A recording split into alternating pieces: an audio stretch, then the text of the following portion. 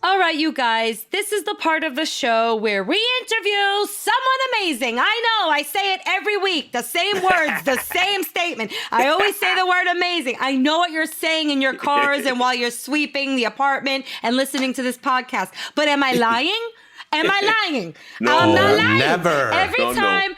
Right? We are going to interview someone amazing again today. And I'm so excited because, does this touch at the cultural heartstrings? Oh boy, mazel tov, it does. Please put your hands together for playwright Suzana Kaplan. Yes! Yeah, baby. Yeah.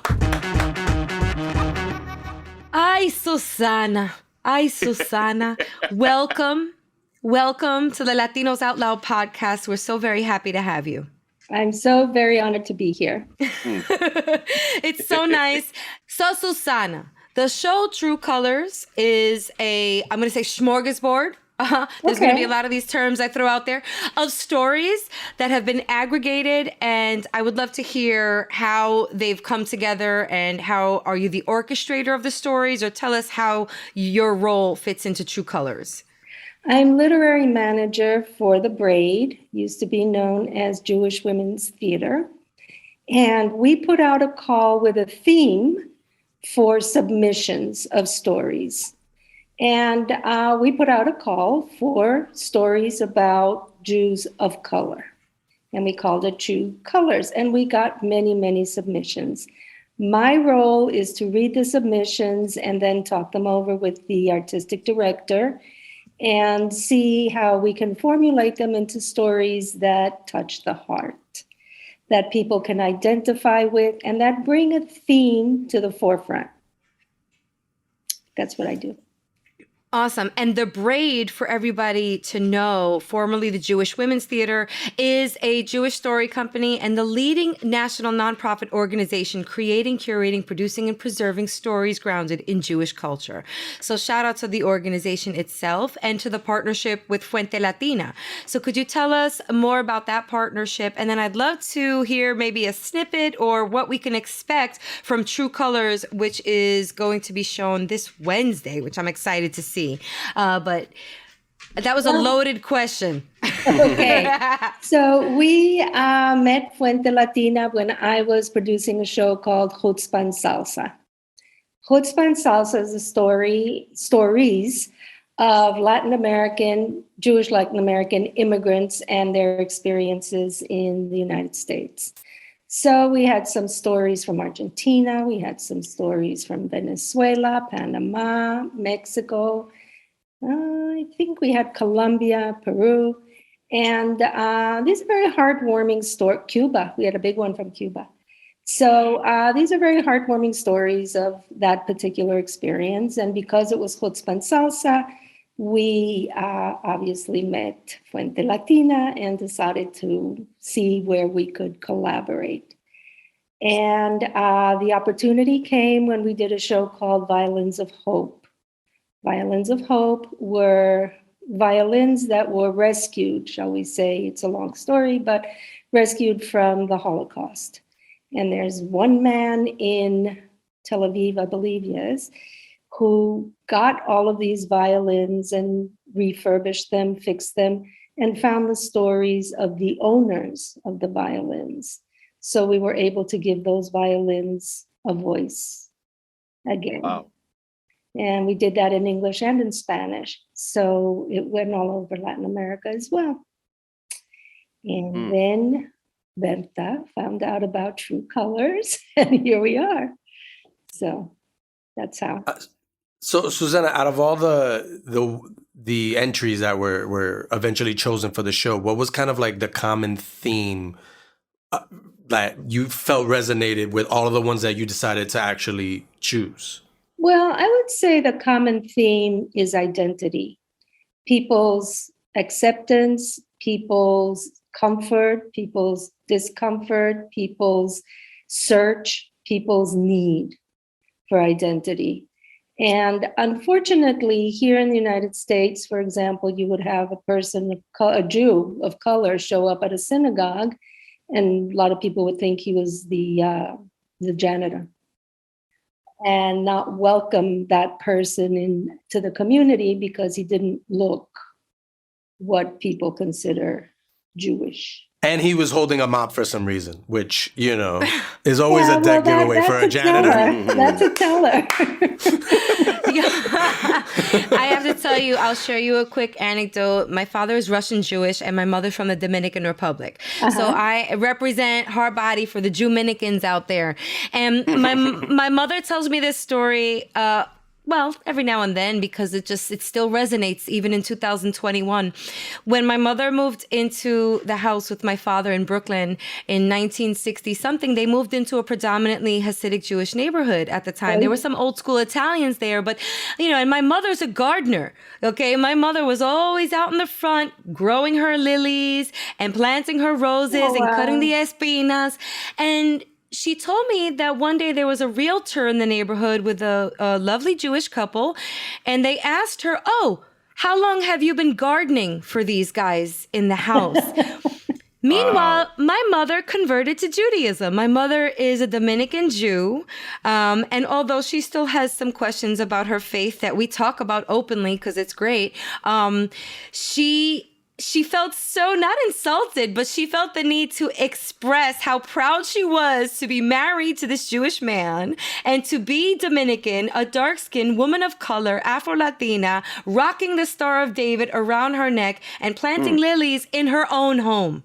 Okay. And she told me that she said a joke. She was like, "Oh, I've been gardening here for 10 years and I gave the owner 2 kids." True Dominican style. So I love this project so much. It reminds me of my mom, that story. It reminds me of me a little bit. Like I'm out here in the streets, saying Happy Hanukkah and eating mofongo. Okay? So I want to hear these stories. I'm so excited to see this show. Now, tell us about the show. Like, is it going to be just a live event? Will people have the chance to see it after Wednesday? How's that happening? I don't believe they'll have a chance to see it after Wednesday, unless we are again, requested to do it in some place. It's been tremendously popular, so we might. As far as I know, it's Wednesday, December 1st at 7 p.m. LA time. And that's, they'll get the link if they register, if they happen to hear it in time, which you just told me they won't, but okay. But that's when it's showing this time. And it's going to be in English and in Spanish. So. Yes. That also speaks volumes. There is discussion out there about, Spanish language media. Is it still being consumed? Spanish language shows. And look, the culture's alive. So is our language. And I feel like those are 2 different shows, aren't they? Like, are you expecting to see, is there anything as far as like a difference between the English language version and the Spanish language version? Like, are there anything? Well, I used to own a translation service, so I did the translating. And I have to tell you how tremendously difficult it is to translate comedy. I had a very, very hard time with that. And, but I think the heart comes out. It's so easily identifiable because our identities are foremost. We need to know who we are. And we need people to understand and accept us for who we are. And we have to know that. And that search is pretty universal. So this show it tells the experiences of Jews who feel different, right? But by doing the show, have you seen the similarities between the Jewish culture and the Latino culture? Have you discovered more similarities as you've gone along creating the show? Well, there is one story that's called Kimchi on the Seder plate. Okay. Oh, yeah. Wow. Nice. And, it depends because so many of these people have been, some were adopted as babies. A white family adopts a Black child and brings them up Jewish, and this kid now has to deal with that. A lot of people, through searching, There was one story where this guy is just a real pain in the neck to his parents because they take him to church and he has all these questions and they keep saying, dude, you just have to have faith. And so anyway, in a very roundabout way, he finds Judaism where it's all about the questions. So he's happy there. And it's, somebody else went to Israel and found that even there she didn't fit in until she finally did. And it's also a search for community. There are organizations where they get together and they share experiences. And it's just, I think there's much more awareness. We've been to synagogues, we've been to community centers, and the people are certainly open and wanting to know and accept more people, which they should and they have to. As to how Latino they are, the ones who are Latino dance and sing and a whole lot more movable than the other ones. They know how to, their hips. They know how to move their hips. Yeah, absolutely. The Jewish community start going into Latin America? Because I know Cuba has a large community, and also Dominican Republic in Sosua. Mm-hmm. When did they start going into those areas of Latin America? As soon as they could, because they were being chased out of Europe. The Portuguese Jews were kind of doing all right. The Spanish kings who kicked the Jews out, and they went off to Portugal. But then the Portuguese decided that was a good idea, so they went off the Inquisition thing. So then those Jews went to Brazil. And things were doing okay, but then they brought the Inquisition to Brazil, so they took off. Some of them stayed in the islands. Some of them went all the way to the United States. But the big immigration was between the wars, and as many could get out after the war. I have yet to travel to Sosua to dig deep into those archives because my family, from the Dominican Republic, and I feel like there's so much there to be unpacked and like history. I mean, I've been to Sosua and DR on vacation, but it was like passing through and just going to the beach. But hello, my people are there. There are synagogues there. Real, there are yes. thriving synagogues. The best bread comes from Sosua in the Dominican Republic. So I got to go back there with a bottle of Manischewitz in hand and talk to my people. Oh, no.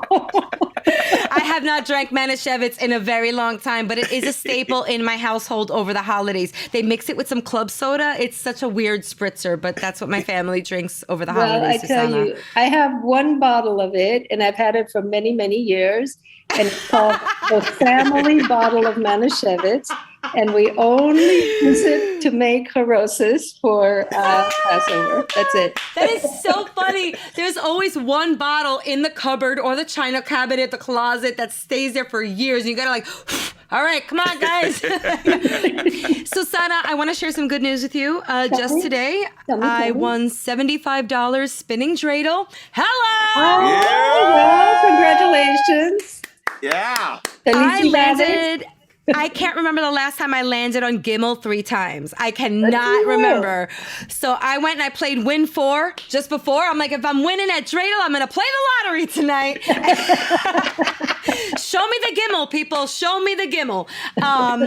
Suzana, I know that sadly our audience is not going to be able to see the show that we are going to be able to see on Wednesday. Sorry, guys. But we'll talk about it and we're going to tell you about it. But I'd love to know what, if anything, you're working on now. Is there anything like this where there's a call for entries, like this sort of UGC, user-generated content theater that you're doing? What can we expect from Braid in the next coming months?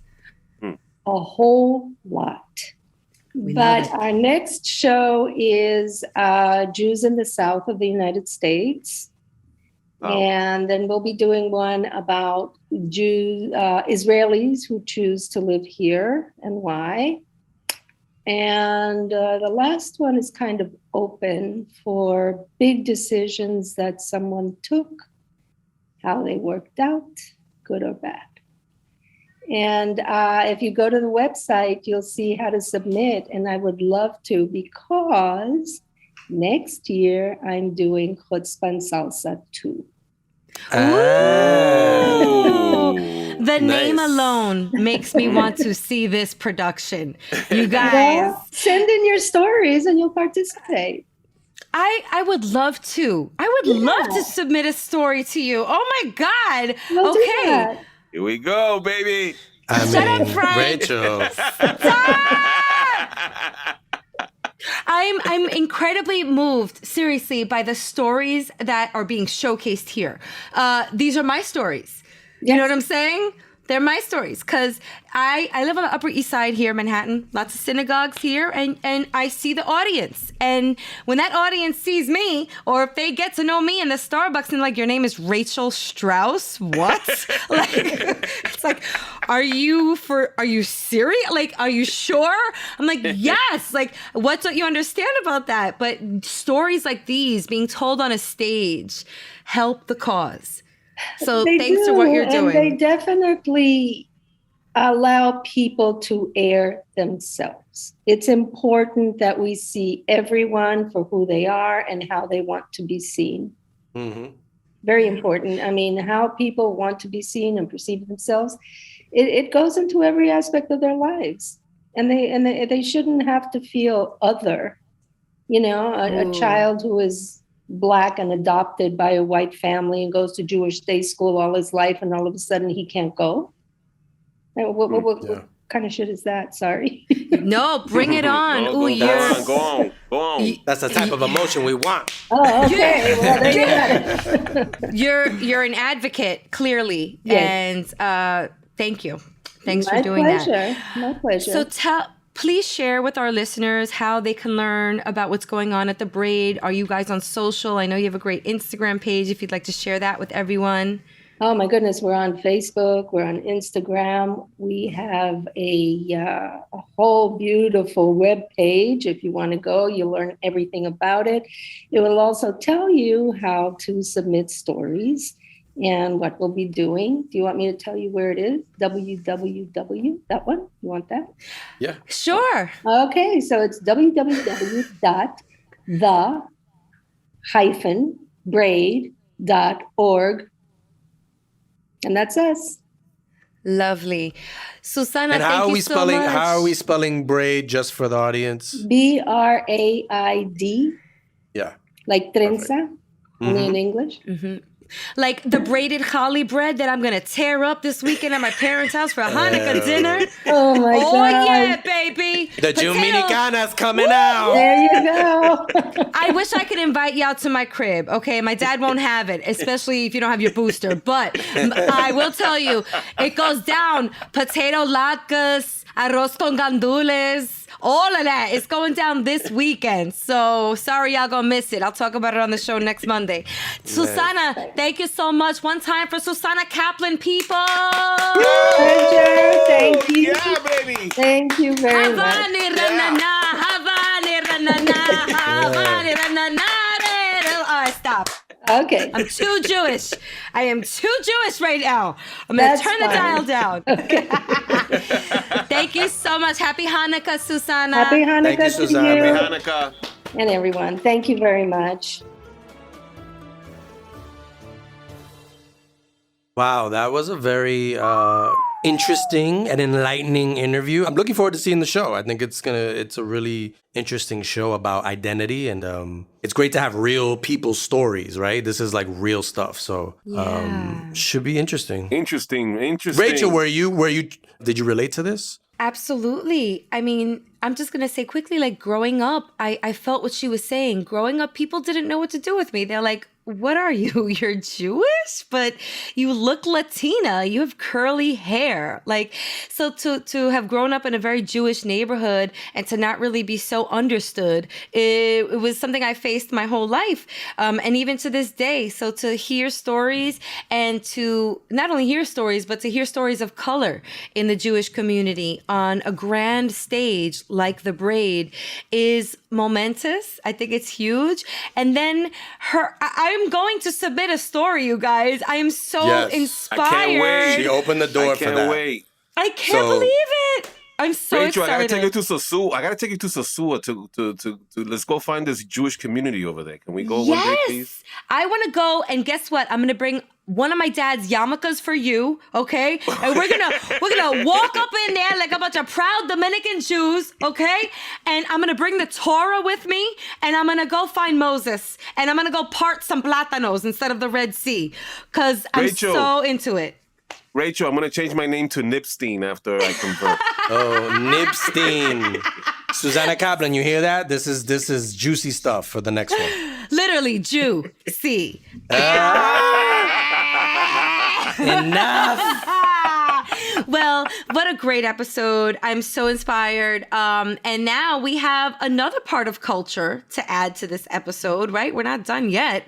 We're not done Not yet. at all. This is a delicious part of the culture. Because we're talking about coquito. Oh, yeah, baby. Yo. Who doesn't love coquitos? I mean, if you know what a coquito is, you have to love it because it's the drink. It's our holiday drink. This is our like eggnog. This is you know, and it's if you grew up in any Latino household, you probably have family members bringing the coquito to every holiday party. And nowadays, a lot of people are making like businesses out of it. You know, if you go to Instagram, there's like, yo, check it out. I'm selling my new coquito from the back of my van and shit, you know. But it's like, back in the day, you had to get that shit. The only way you could get that shit was from Titi Gladys, you know, or, you know, one of your primas, or, you know, your mom or your abuela. So it was a little bit more for people in the know, right? You had to kind of know a Latino to be able to get access to the hookup. So You have to have the plug, you know? and we got a plug in on this episode, Rachel, right? We sure do. It's so exciting to have an expert in the field. I know I say this a lot, but I really love when the experts come on because they teach us. I learn every single time. So without further ado, we have a culinary expert. She's down in Orlando representing from New York, and she's been featured on so many different shows and channels, the Food Network, magazines, representing for Latinas too at the same damn time. So please enjoy this interview with Diahann Smith.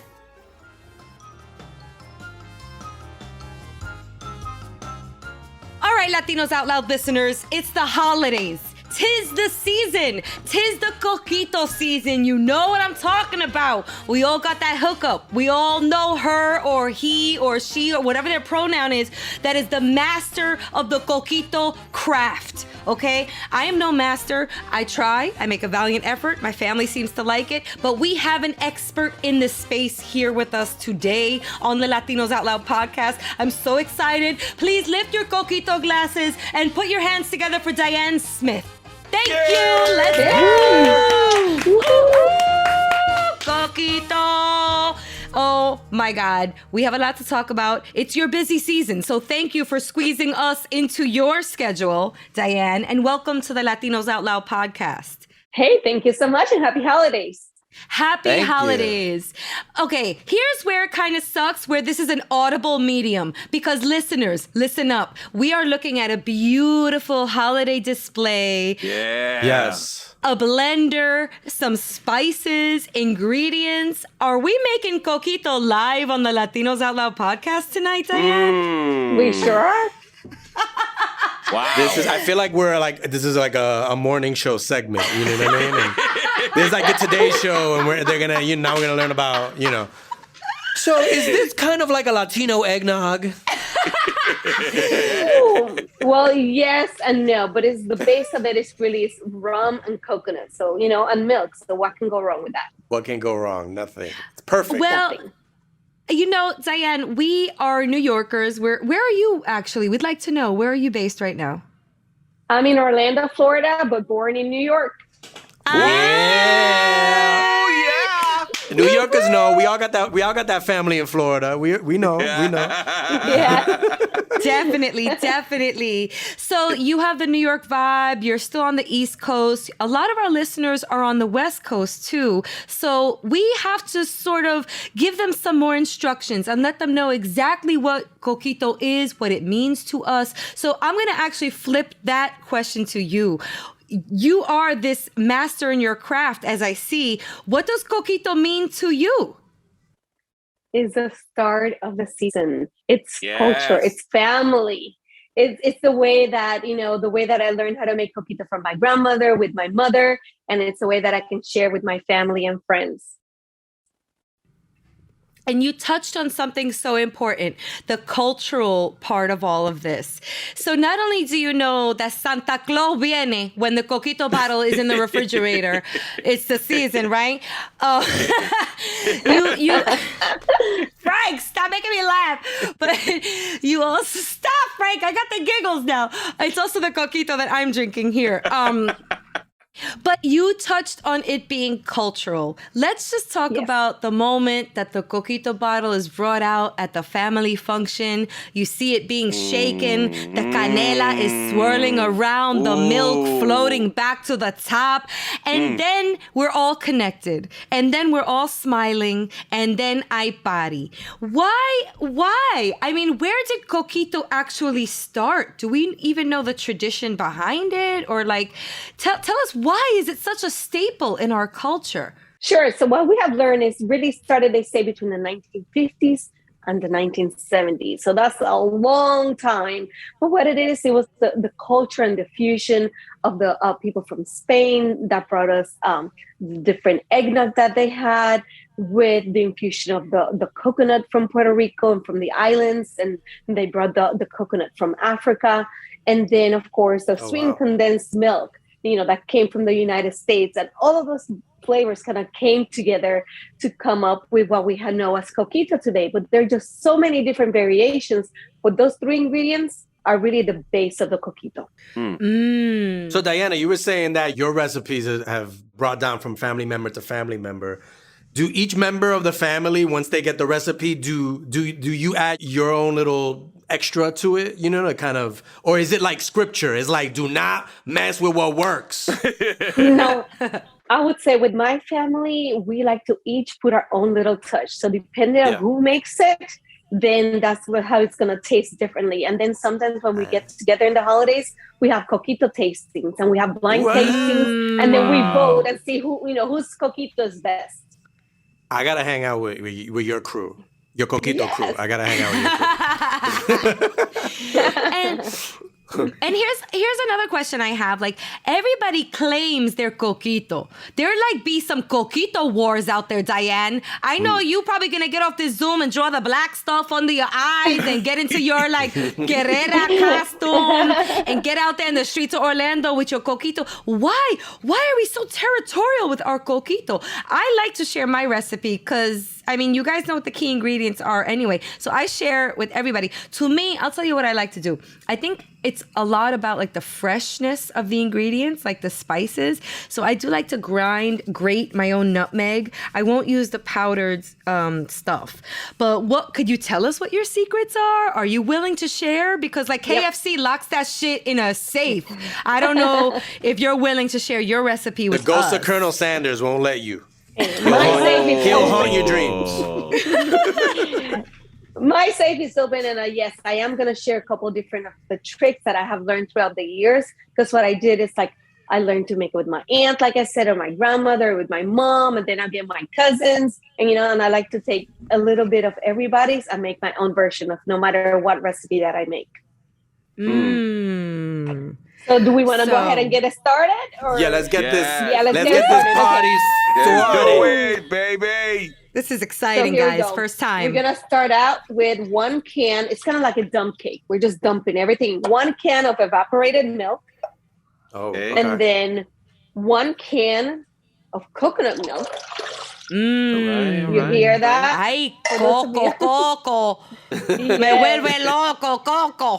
Oh, and then in here we have 1 can of sweetened condensed milk. Ooh, I love that. Nice and sweet. Yeah, that's what's gonna give all the nice sweetness in there. So we have that, and then we're gonna. Anybody else lick the spoon? I lick the spoon of the condensed milk. Anybody else? Am I the only Always. one? Okay. Claro.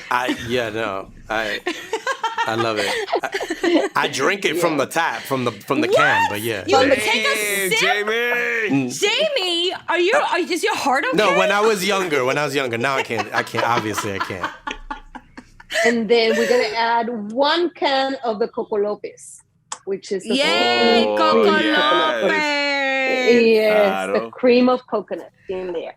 Ooh. That's what Cream of really the is gonna crop. give it the sweetness. Yes. And that's wait, do you like have to get that from an actual coconut? You have to or do they sell that in the stores? Yeah, they sell it in the stores. The first Okay. Bendito. cream I of know. coconut. Okay, Bendito. cool. I know. I had to ask. There's gonna be two or three people out there that were thinking it. Okay. You're right. No You're right. problem. And then we're gonna add just a little bit of vanilla. Yes. Okay. What And kind then- of vanilla? Is this like vanilla from Madagascar, or is it like vanilla from Key Food? Well, I wish I could tell you that I made it, but no, I did not. It's from Costco. So it's vanilla. Costco. Okay. Yeah, there we go. Vanilla from Costco. So we have that.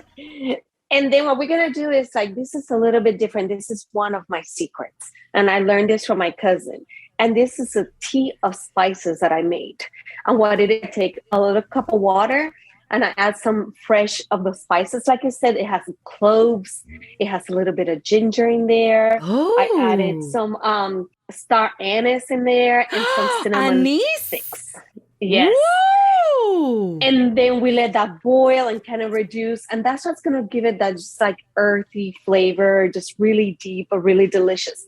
But if you don't want to, you can add the powders. You can add a little bit of ground nutmeg, ground cinnamon, ground ginger, and you can add it in there. But if you want to really have it really good, you can go ahead and add just about a quarter of a cup. You can start out with, and you add that in there. And those are going to be spices that are really rich, and it's going to be a really good flavor.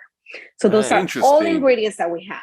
Wow. And what we're going to do now is there's a grand debate. They said if it's coquito, it's without eggs. But then there's some people who use eggs. I learned how to make it with eggs. So I am going to add eggs, but I'm going to give you another trick that I do. And what I usually do is I have 3 egg yolks. You're just going to add 3 egg yolks. And then you're going to add a half a cup of sugar. And you put it in a little bowl. And then what we're going to do is we're going to mix it all together until it changes colors. It's kind of like cooking the egg yolks with the sugar. When you're making a batter and we're creaming eggs and sugar in the blender. And when it changes colors, you're going to do that for about 2 minutes. And when it changes colors, that it's going to be nice and fluffy. And you're going to add that mixture to your coquito. You don't have to. It's definitely optional, but it's going to make your coquito just thicker and richer in flavor, but it's not going to taste like egg. I am blown away. This is excellent. This is really Excellent. Yeah. Rachel, you're being too extra right now.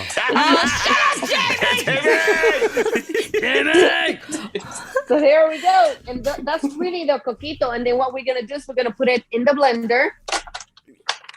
And for those of you that are out there listening, I'm going to turn it on just really quick, but here we go. Let's see. This is authentic podcasting, people. That's the sound of a That's blender, right. a ninja. That's a ninja blender. It sure is. But what I will do, I'll probably just leave it in for 2 or 3 minutes blending. So then if all the flavors are really, come together. And then after I do that, then at the same time, I'm going to add the eggs that I told you that I creamed together in a little bowl. Oh. So you can have that all together and you can put all that in there. And then you go ahead and blend it for a couple more minutes. So it becomes just really nice and creamy. And then from there, that's your base.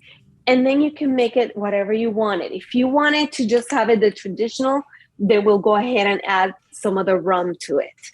If you wanted to have it like a coffee flavored one, all you have to do is just follow this exact same recipe. Just add 3/4 cups of an espresso, really strong coffee. If you want to make it Nutella, Oh, yeah. then you add, a 1 cup of Nutella. Yes, Nutella flavor coquito, and it's super delicious. Oh no, And we're And not you don't talking put about. if you put Nutella, you're not putting alcohol in there, right? That Well, wouldn't that's mix what I well was with the going to tell Nutella. you. Yeah. Well, you can do two things. You can make it with the rum, but you can also consider making it with a Godiva chocolate liqueur or a chocolate liqueur like that. Oh my Yes. goodness! Excuse my me, Lord. Nutella me more. Yes. Oh my God. Diane, what's the choice of rum that you use? So I actually like to use Don Q Cristal because that's what I was brought up with. I know that all Okay. over the country you can find Bacardi, and I can use Yes. Bacardi as well, which is great. But if I'm home and I have it, I use the Don Q Cristal, which is the white rum, and I like using that. And I usually add. You can start out with 1 cup of rum, but you know what? I usually end up doing about 2 cups of rum for the mix because when you have your coquito, you want it to be nice and strong, and you have to let it like stay there for like 2 days to really marinate and all those flavors to meld together, and it'll be 2 even better. days. So I like two to keep it days for 2 is days. your suggestion. That's interesting. It does always taste better that second, third day. That's when it's like it's prime, right? But for me, I don't know, Diane. I get so like as soon as I make it, I have to drink some. I can't. I like No and I have- self-control. No self-control from Rachel. But I also like to share it too. I'm like, no, I just made it. And it's so funny because most things you would bring to someone's house and be like, I baked you a fresh pound cake. I made you a fresh casserole. But if you come through a fresh coquito, it's like, nah, son, put it in the refrigerator. I'm not drinking it for 2 days. You know what I'm saying? But I love that you shared that tip. I have another question. So as somebody who makes a lot of coquito, what's your preference as far as bottles? Like, where do you bottle your coquito? Do you buy like 17 boxes of bottles from like a wholesale manufacturer, like wholesale, but like, I don't know, or how do you bottle your own product? So I raid the dollar store. That's what I do for the little bottles. Yes. But I will tell you Wow. too that I also, you see, just little bottles that we have, and we could just put a little decoration, and you can give them away as gifts. I've had over the years, I've bought a lot of different kinds of bottles. But if you cannot find bottles, because sometimes they are kind of difficult, how about mason jars? You can just get some mason jars, Boom. go ahead and put it in there. Put a little bow on it, and you're golden. You can go ahead and give it as a gift, and it's something that's going to be appreciated because it's something that you made with love, and you made it from the heart, and especially with rum. So of course you're going to like it. Well, Ooh. hasn't this been like a holiday spectacular? This is somewhat of a gift guide in a sense, because this is something that you can make at home. And when you gift coquito to somebody, it's from the heart, baby. That is a gift from the soul, from soul to soul. You know what I'm saying? It's artwork. And I appreciate you sharing your secrets because, look, times are hard, right? Can't always be buying jewelry, everybody, clothes, all that stuff. I sometimes prefer a homemade gift because I think that does speak so much more lovingly. But thank you for sharing this recipe. Where can people find you on social to see your coquito making skill and all the other recipes that you'd share? Where are you on social? Sure, we're at Florida Milk. And as well, in Spanish, you can find them at Leche de Florida. So you can find the recipes, this and many other ones. Like we have polvorones that will go great with the coquito. So we have some other great recipes that you can make and give away as gifts, or you can just enjoy at home for the holidays. You gonna make me popular this Christmas because I'm gonna be like, yo, check what I got. Look what I made. I mean, I gotta make it good first. I gotta hopefully I'm a good student, but I'm gonna try my best to make something as good as yours. And look at this. You see the little mason jar that I had that I was telling you about? And make sure you always put a little stick of cinnamon at the bottom because that's gonna give it some extra flavor there too. So do that and then just pour it on. Yes. That's baller right there. Cinnamon stick at the end, like, bing. Right. The final And touch. Look, this is the rum. You need to add in there. Wow. Rachel, stop And I drooling. went ahead with 2 cups. I just went for it.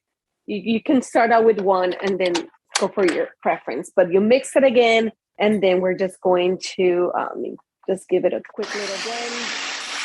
There we go. So I'm going to just finish this. That was not a for sound you effect guys. again. That was the Ninja Blender, That's live the and real. direct. Rachel's trying to get Ninja Blenders to be a sponsor. Ninja Blender was the best gift that somebody got me off of my registry, and I'm still using it to date. But I will say, watch your fingers, because it will take a finger out. That blade inside will remove all of your fingers if you don't wash it correct. It's crazy. It's so sharp. It's great though. It is. And then another last tip before I guess we head out is that, I have for comparison, we have a glass of eggnog, and usually it's like a large glass that they fill up to the top, right? When you get coquito, coquito is like small coconut. It's a small little glass. So like a shot glass or a little cup or something like that. That's usually how you serve it. And then if you want to go extra, you can just take a little bit of star anise, like it comes in a little shape, and you put it right on top of the coquito when you're serving it, and it looks really, really nice too. So you can do that, and you can shave a little bit of cinnamon. Rachel, small glasses, no big glasses, Rachel. Yeah, you can fill them up. I swear. Times. That's the thing. Very good, Diahann. Very smart. Unlimited refills, but smaller cups. See? That's the difference. Pero That is mira que lindo. Wow. I never thought of putting anís estrella in the drink. It looks like a little poinsettia. It's so cute. It does. Yes. Wow. And it gives it a really good flavor too. I am going to go buy these spices tomorrow as soon as I wake up. This is great. Thank you for sharing. Oh, and that concoction that you did on the stove beforehand.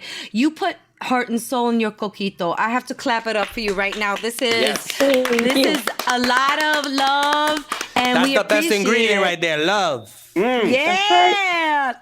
Well, Diahann, thank you so much for taking the time and making us Coquito live. We've never done anything like this on the Latinos Out Loud podcast before.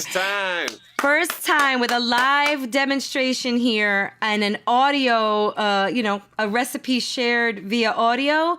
And I thought that was wonderful. I really hope you listeners enjoy it as much as we did. Thank you again. Feliz Navidad, Merry Crima, Happy Hanukkah, Kwanzaa, everything de todo. And enjoy. Feliz Dia de los Reyes, too. Hey, hello. Well, thank you. Enjoy the holiday season. I'm sure you just made a lot of our listeners' holiday seasons a little more sweet. Thank you. Thank you. Gracias. Bye.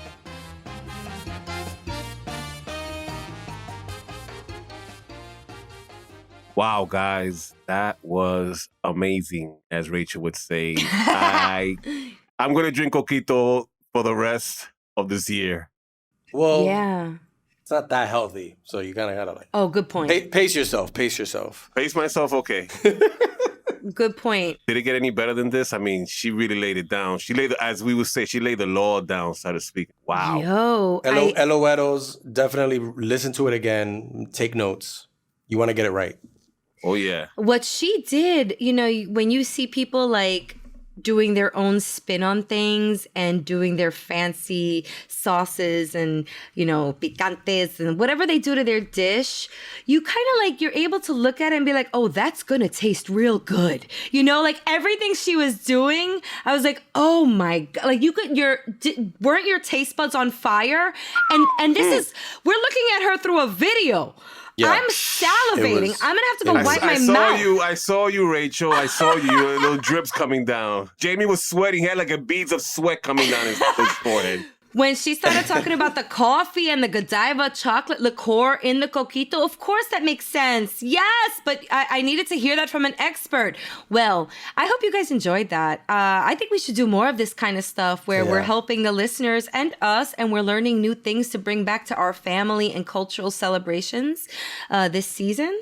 So if you want to hear more of this, let us know. Hit us up at We Are Latinos Out Loud on Insta. You could call us. We've been getting some prank phone calls. I'm not appreciative, people. I'm really not appreciative of the auto insurance phone calls, okay? Because I listen to the messages and it's not right. All those recordings of auto insurance. I don't own a car. So I don't think any of us do. So please stop calling Latinos Out Loud.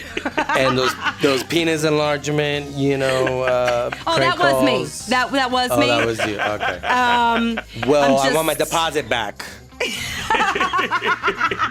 Call us at 978 Latinos. 978 Latinos. Let us know what you want to see this holiday season. How can we help you help us to help you? Let us know. We want to be that forum for y'all. It's just as much your podcast as it is ours, right? So I guess on that note, we out.